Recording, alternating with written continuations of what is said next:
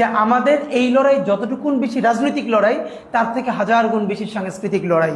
রাজনৈতিক লড়াইয়ের জয় পরাজয় 2 বছরের মধ্যে আবার অন্য কেউ দাঁড়িয়ে যায়, কিন্তু আমরা যদি সাংস্কৃতিক লড়াই জিততে না পারি, এই যে আপনি চক্ষু বন্ধ করে ভাবেন, যদি 1 মিনিট আপনাদেরকে জিজ্ঞেস করি, আপনাকে যদি বলি এই যে বাঙালি সংস্কৃতি কি, আপনার চক্ষু বন্ধ করে আপনি এমন জিনিসগুলোই আপনার পোট্রে করবে যে আপনি যেভাবে বড় হয়েছেন, বাঙালি, বাঙালি মুসলমান, বাংলাদেশ, বাতাসা, মিলাদ, তবারক, নজরুল, অন্যান্য সবকিছু আপনি এগুলোকে দেখবেন মাইনর।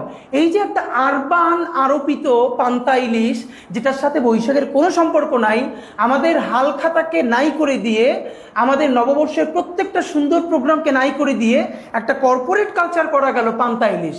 হাজার হাজার কোটি টাকা, ফ্যাশন হাউসগুলো হাজার হাজার কোটি টাকা শাড়ি বানাচ্ছে। এটা কি 20 বছর আগেও ছিল না তো।